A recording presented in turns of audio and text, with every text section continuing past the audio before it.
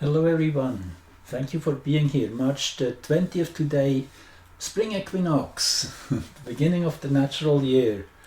Whereas winter solstice is kind of the conception, spring equinox in a way is the birth of that moment, of that intention, bring it into physical form. That is what starts with 0 Aries as nature awakes again. Naturally, this is true for the northern hemisphere, where 90% of the population on this planet lives. So it is the predominant force, if you want.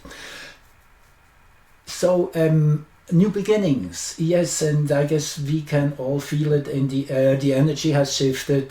There is something much more palpable about the underlying energy, which is momentary dominant, which is Mars. Mars and Jupiter, yes, that's the two planets which are most visible still in the evening hours. Mars about at the 2 p.m. position, where the sun will be at 2 p.m, and Jupiter about at the 4 p.m. position in the sky. So these two bright planets, and when planets are visible, they are usually closer to Earth, which is the case with both of them still. Kind of, if this is the Sun, this is Mars, and this is Jupiter, so Earth is still cruising between the two. Also Mercury and Venus, but we get to that. But let's just stay with Mars for a moment. Mars is the predominant force. Mars has been going retrograde since December the 6th.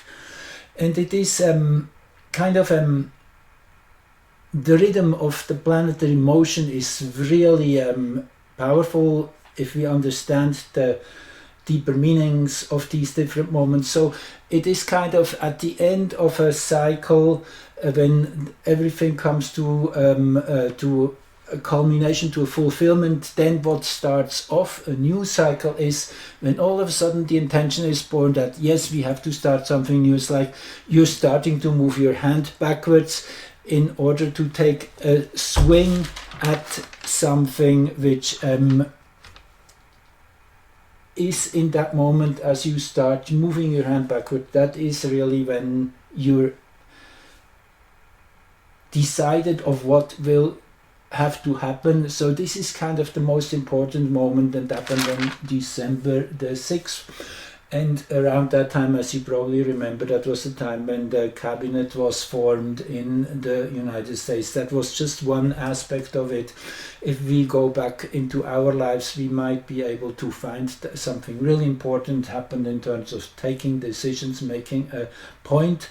That's the direction I want to move. Mars then was moving backwards, going through this preparation phase, this retrograde period of really kind of compressing the energy. It's the potential energy is building, which then will be transformed into kinetic energy, if you think in terms of physics.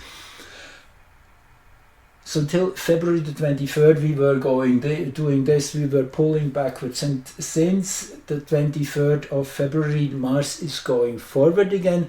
And it so happens that Venus, up to that point, was kind of the one which was moving faster through the sky, and the change happened just 2 days prior.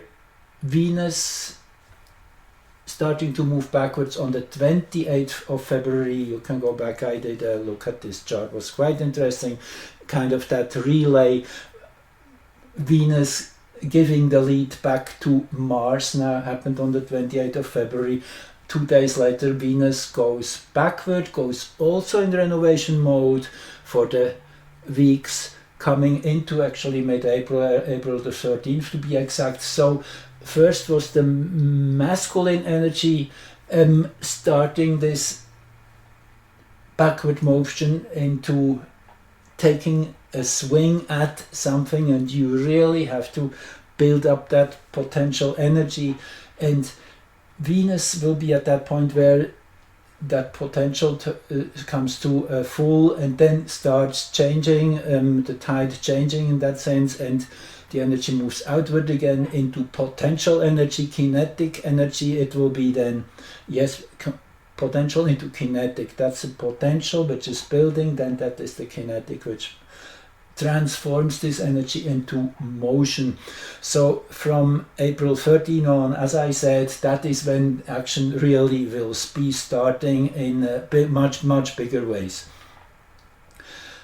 So it's still a preparation phase. Started December 6th, then Venus moving backward on March the 1st into early April, and in the middle of that Venus retrograde we have Mercury retrograde since the 15th of March into the 7th of April. So just as Mercury is closer to us, the whole process is shorter, goes faster, but overall both the inner planets move backwards for now, which means if you look at Earth here, the Sun here, then both Mercury and Venus move faster than the Earth in between us and the Sun, and as the general direction is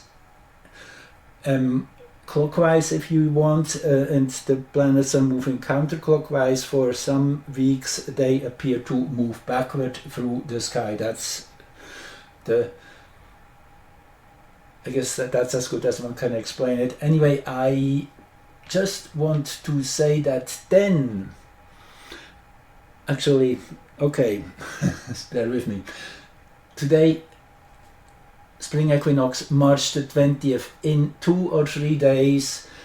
First, I want to say that correct. On the 22nd, that means after tomorrow, on Sunday, Venus will be exactly between the Sun and Earth, moving in the exact midpoint, which means a new synodic Venus cycle starts, which is that full cycle which is counted from when they are perfectly aligned. That is the beginning, the 22nd, and 24th, just 2 days later, Mercury is reaching to that place, which means there's 2 new cycles starting for Venus first and for Mars, for Mercury after, 2 days later.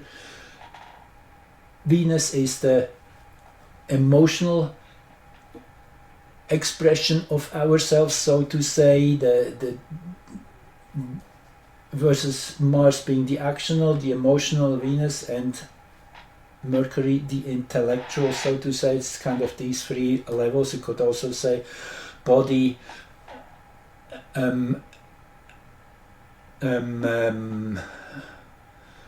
soul and spirit, in a way, if we think of the soul being predominantly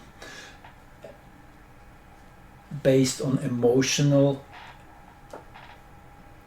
identity versus the mental, then, which is Mercury. So there's a redefinition on all these 3 levels for us human beings between, as I say again, December 6th and April 13th. That's kind of the corner dates. So in a week we have a powerful solar eclipse. Actually, that eclipse resonates with winter solstice, as I showed you earlier. That is kind of the target we have had since winter solstice. This will be the real first high point in the year energetically. Coming up in a week, I will make a video. It's a very powerful eclipse. You won't miss that recording. So please press the subscribe, or yes, then you will get the notify. So just want to say one more thing here, that yes, after April 13th, when the outward wave of manifest energy is really starting to build, that will be the time when we will see more earthquakes again and more seismic activity, as I have predicted long ago. This is the time between mid-April and early June, where it might get really, really wild on this planet. So it's definitely a good thing to take this into consideration at least, and take the right action. I have plenty of videos which show on multiple levels how this time is likely to be what was predicted by so many different channels, people thinking Casey, thinking the Philadelphia experiment. There's also Gordon Michael Scallion, and then that young man in 1937 who had these prophetic dreams. I have shown you all of that in an earlier video, can go back to that. That all is within that window, mid-April till mid-June mostly, might be going more even into the fall. We will find out. It will be a gradual process, but we go through a big rebirth personally, collectively, and Earth is definitely feeling that, responding to this great energy shift, this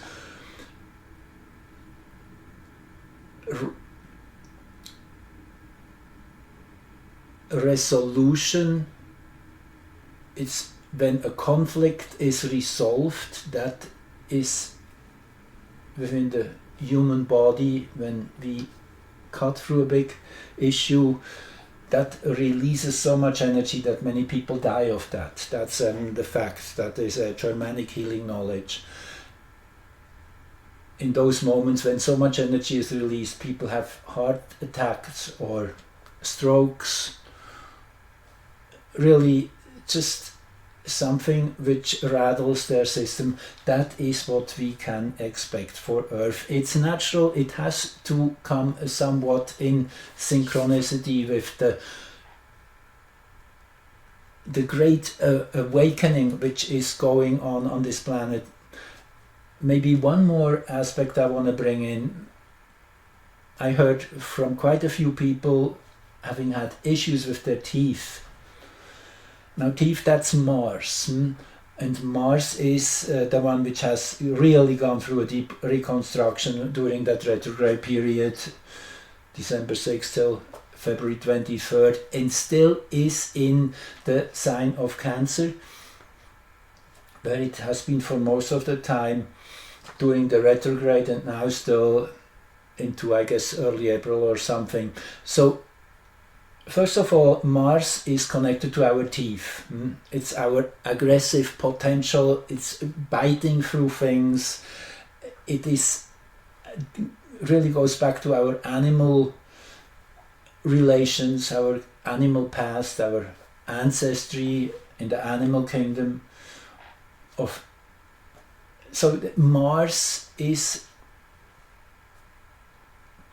having to do with that aggressive potential, and in that sense teeth are also relating to our ancestry, to our ancestors. Each tooth kind of could be one of the genetic connections to those forefathers whose karma we still kind of carry and are here to resolve. And as we have issues with these teeth of ours, these issues get resolved or even removed when you have to let go of a tooth.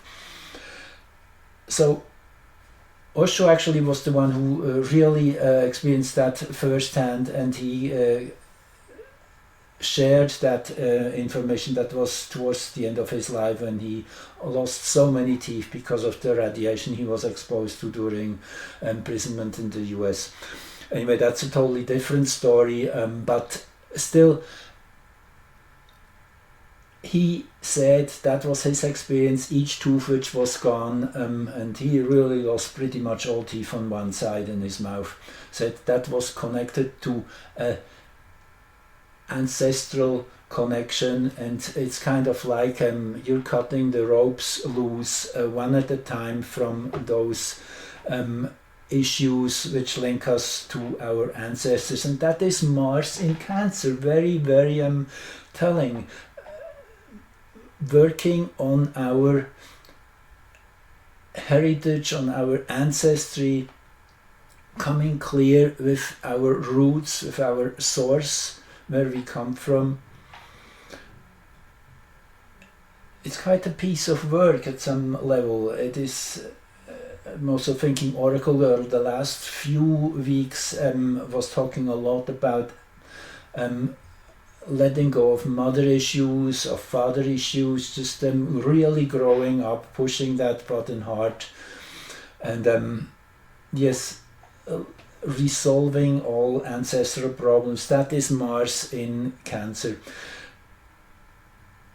And Mars, as it gets purified, and it is a purification when we go through things like that, is meaning also our actional intelligence is becoming more clear and more directed. So a direct outcome of that, particularly as Mars then will move into Leo very soon, in a few weeks, then we touch on to this need to come from integrity.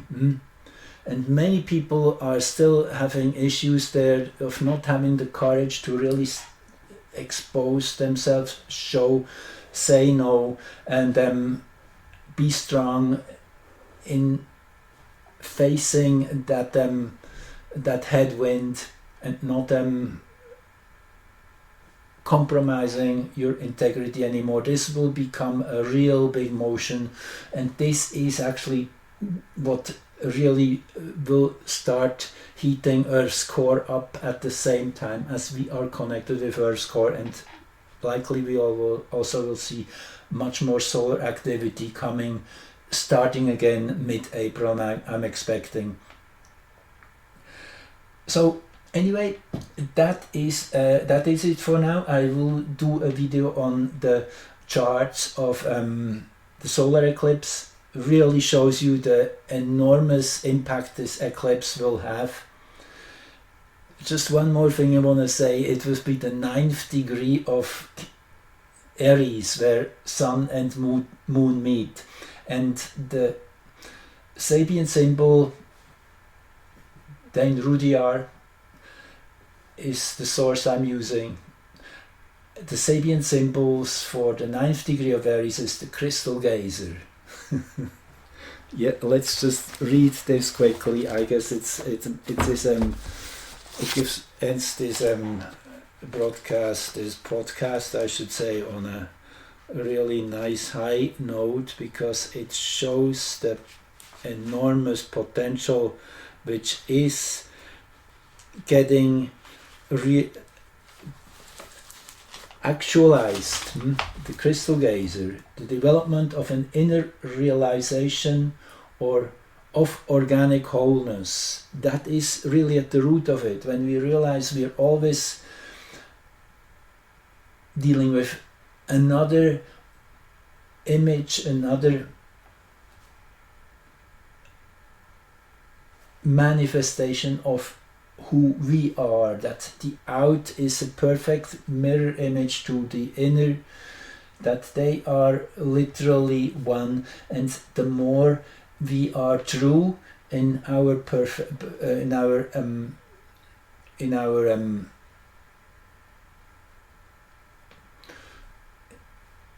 in how we behave, the more we get that truth mirrored back, and there becomes a harmony which is really easy to have once we have that courage to truly be ourselves without any condition, nothing holding back. Anyway, I guess I got that across. It is you get the picture. that's where we're going. And I know that we will get into times where things get much better, but we still have to cruise through these critical few next months of the awakening, and that is exciting, but definitely also challenging. Thank you again for being here, and talk to you soon.